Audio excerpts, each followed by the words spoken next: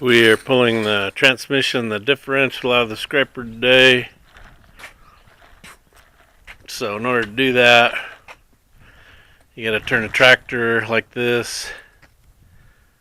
Then you got to put a board with a cutting edge on it. Under the cutting edge, lift it up, and then put that under the rear wheel.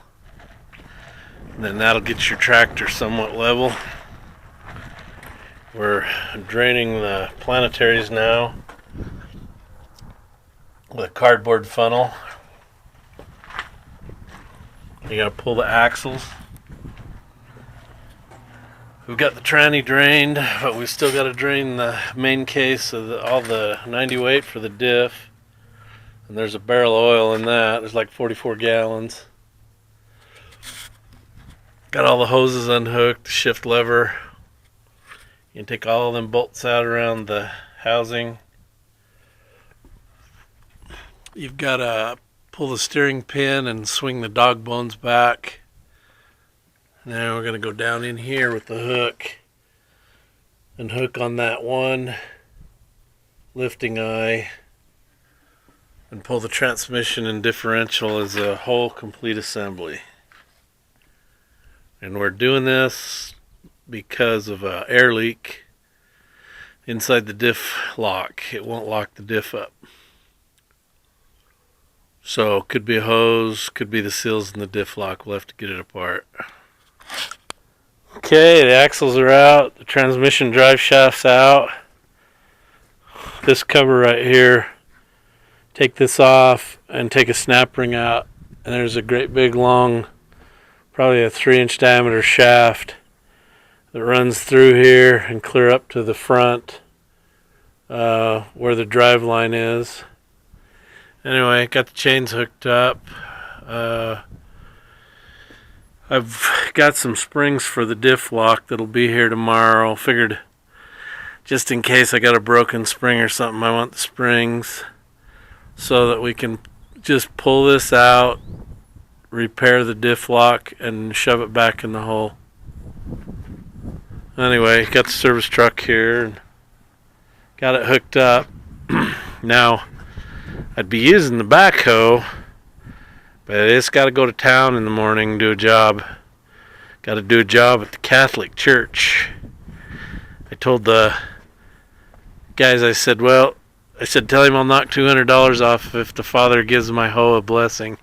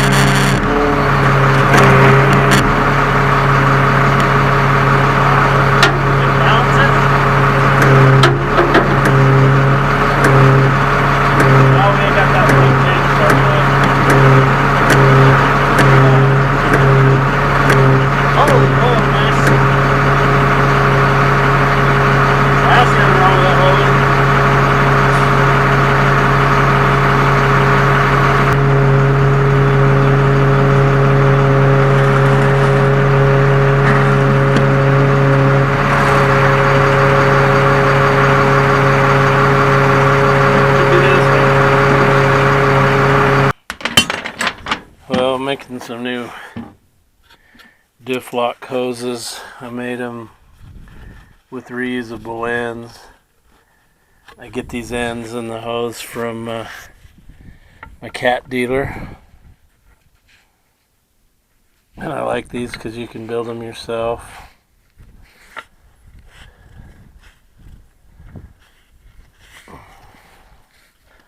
Anyway, we got the hoses weren't leaking, but they, I'll show them to you here in a minute. They're all rubbery and the oils swallow them up. They're just a cotton braid hose. This is a 1-wire steel braid hose. Air brake. It'll handle diesel engine oil. And it's good up to 300 degrees. So, I think this is what I've been using on my other scrapers. So now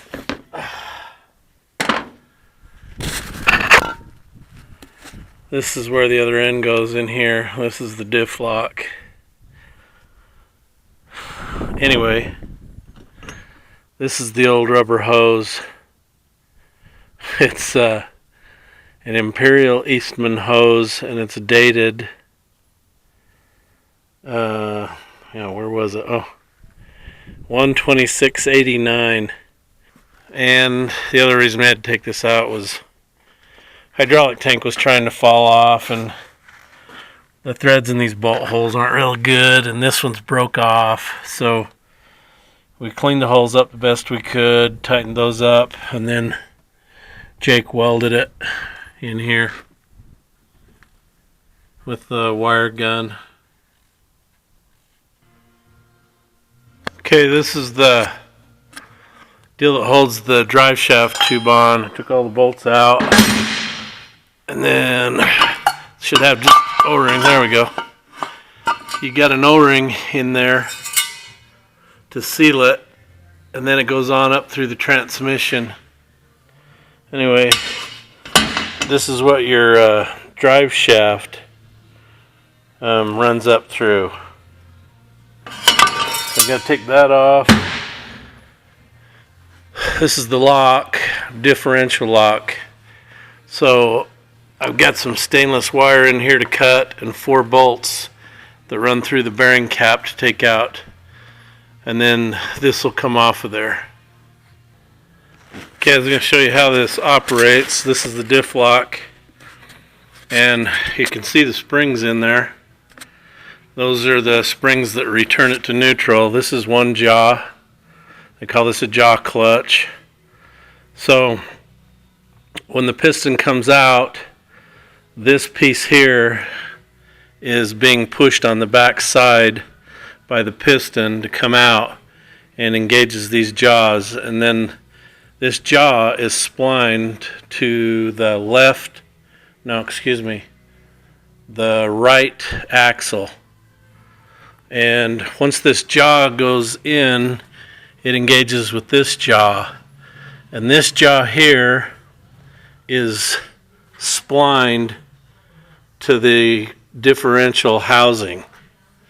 See, those are your side gears in here that make your differential work. So that outside jaw is splined to this housing. And then inside there you can see the other splines. That's this gear right here. And so once you lock that outside case and that this inside one and this together, the differential can't function in here. And so both wheels are locked together. So it's not necessary for the other axle to be locked up anywhere. If this stuff won't operate in here, it's going to turn both wheels, because on the other side you've got a gear just like this coming in from the left axle.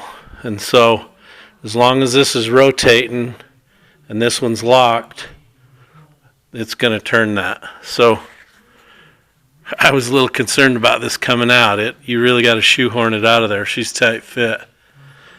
But it does come out. I was afraid I was going to have to take the diff apart. It's been a while since I've done one of these. Last one I did had broken springs in it. And you get a bunch of collapsed or broken springs, and that piston sits sideways and it doesn't operate. So take all these bolts off the outside, pop this cover off, and dump the guts out. We'll see what we got.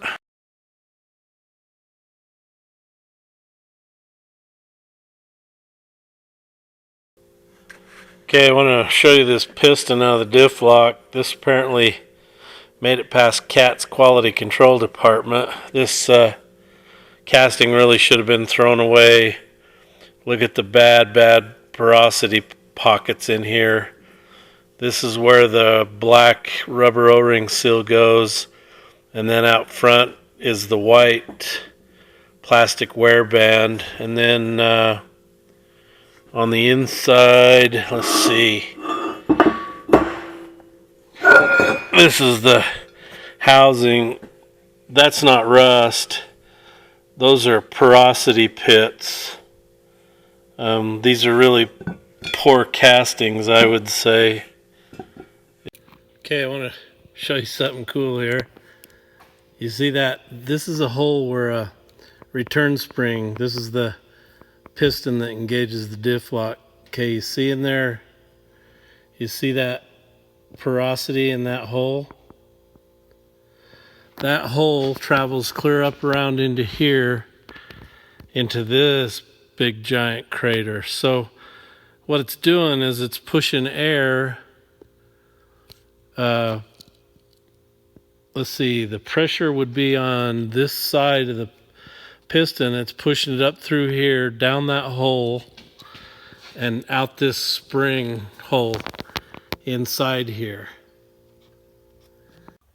Okay, I've got this big old hole fixed, and all I did was use some quick steel and jammed it down in there. And then the way you get it nice and smooth is, once you get it all poked in there, is you just put a little water on it and smear it around, and it makes it nice and smooth, so you don't have to do a lot of sanding.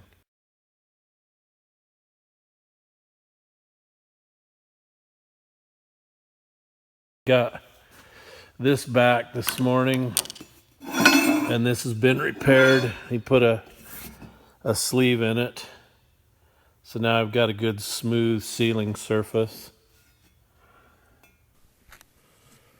Okay, got her bolted on. See, if this isn't turned correctly, it's not going to go all the way in and engage. Yeah, it won't go in. So you turn her back a little. There we go. Trying to go. There. That's how she works. Feeling good now.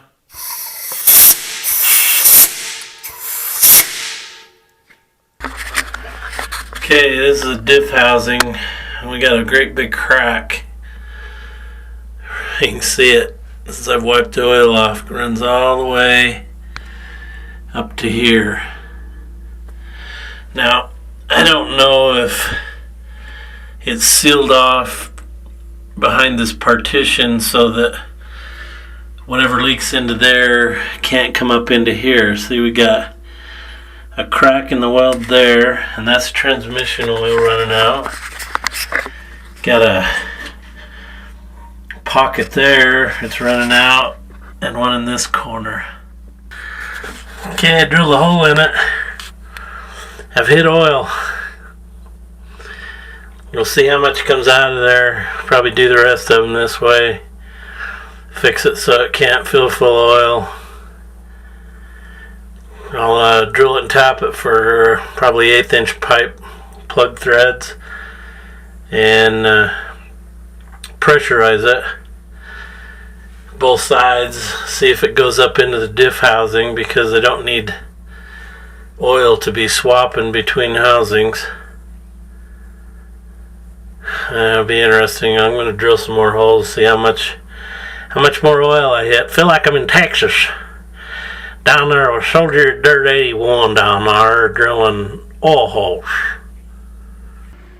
Okay, I've drilled holes in this side, and I got a tire valve screwed in there, and I pressured it up to almost 200 psi, and it just screams out of this crack.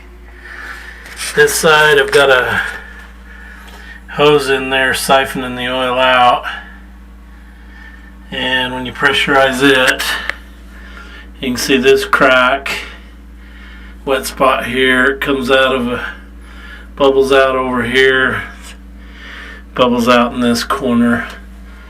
Front right hand side, there's nothing on it, and then I just drilled the left side and it's got oil pouring out of it.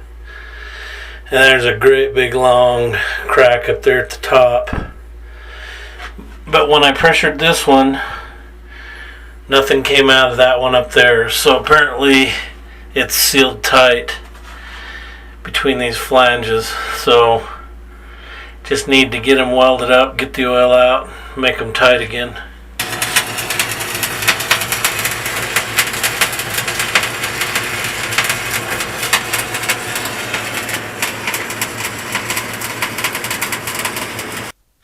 Got the tranny and the diff hanging off the service truck.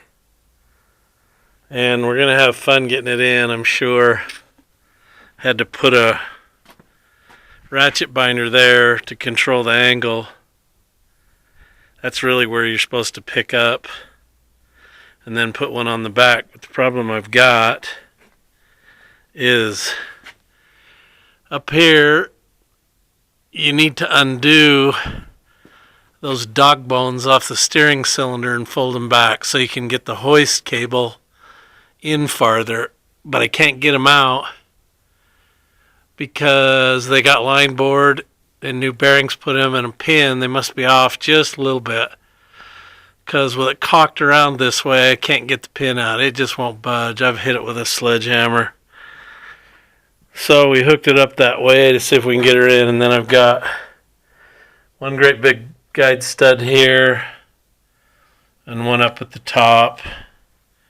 Anyway, I've got this all cleaned out and I've installed my little 1/8 inch pipe thread plugs on the side there in those holes, and we pressure tested them, pumped them up with shop air to about 200 psi and nothing leaked, so that should be all sealed up again. And that's where the drive shaft goes in, right up there. And then your axle goes through that hole. And that bolt right there, that sets, well, that's a torque bolt. So that when the differential's under full power, it's going to push that ring gear over. It's going to try to bend that cast steel housing. So that has to have a certain amount of clearance. And the way you do that is up here where the differential tube is, there's a cover that bolts down to the top of this housing. And what you do is you open that up. See, that's up in here, and then you'd get wrenches on that.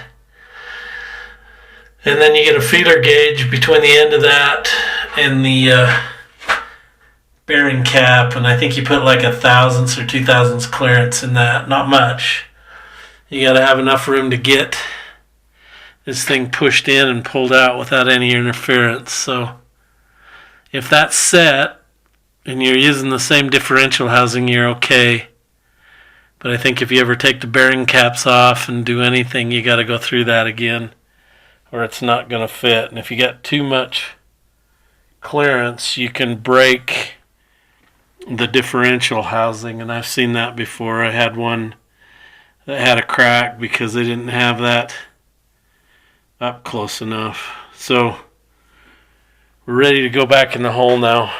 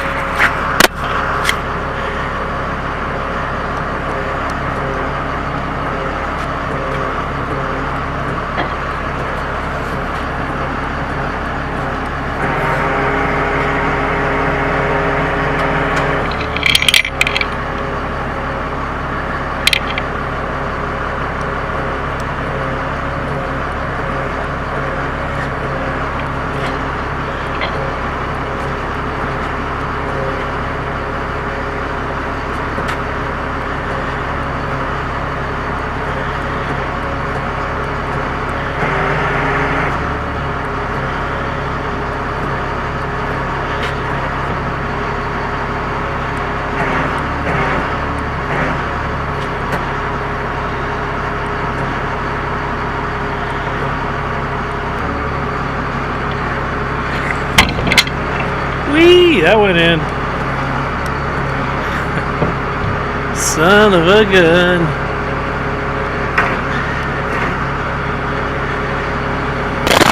Okay, now, see, clear up that tube. Oh, that front end's got to go 9 miles up. Okay, we're in.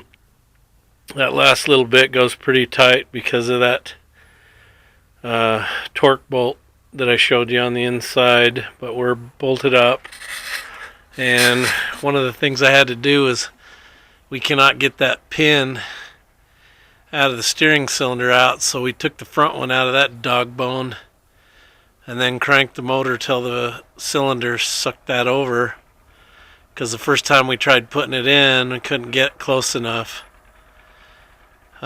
You've got to take that dog bone and separate it to get your hoist in there far enough. So we had to rehook, and instead of lifting here, you just lift on the front hook and then come back here with a ratchet binder to adjust your angle to get it in. Anyway, the tube went right in. Everything's good there. So now I just need to get a barrel of 90 and a barrel of 30 and dump in her and hook the hoses up. And then hook that crap back up. We're ready to go get it out of here. Okay, kids, I'm gonna bust a gut here.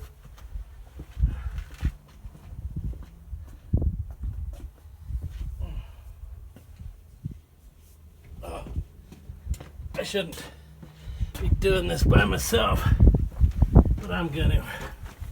Oh, geez. Now I'm in backwards. Crap.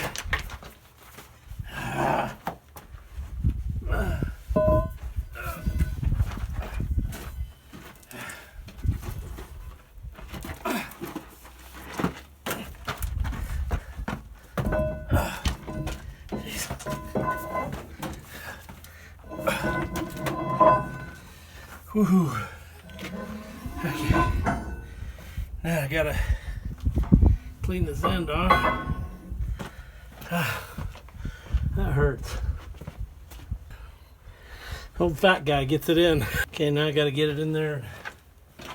I got this on. I gotta hit the splines. And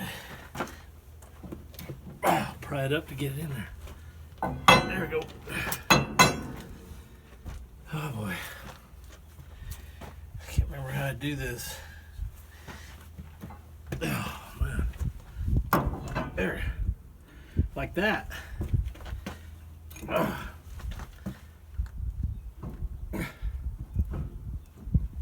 There we go. She's started. Now I gotta put the gear back on. And then make all this line up. And it's not gonna.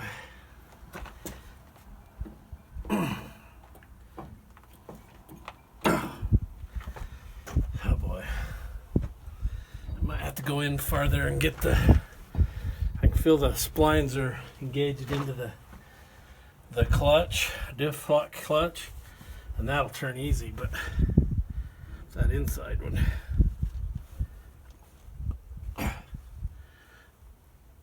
Whoa, that went in. Now, let's see if we can get this on.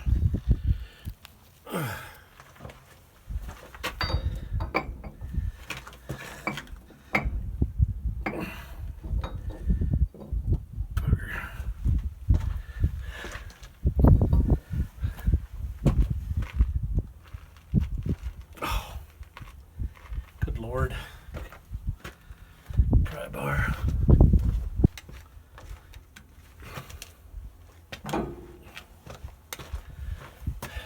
One more time.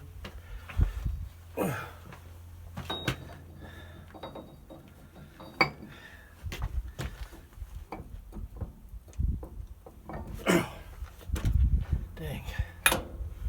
Voila! Now I gotta get the snap ring on it.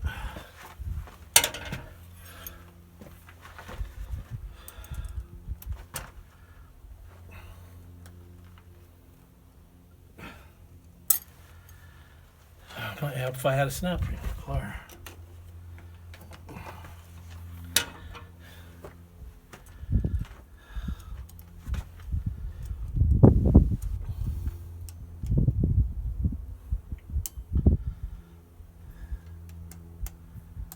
there we go. And we're in. Time for the cover. Splines. And you got to just pry on the back end of it. I think you got to use flat end and get it out there so it kind of pushes on it as you pry down. Don't get your hand in there. Use the bar to do it. There you go. It's trying. I'm gonna have to turn it over. No. Turn it over.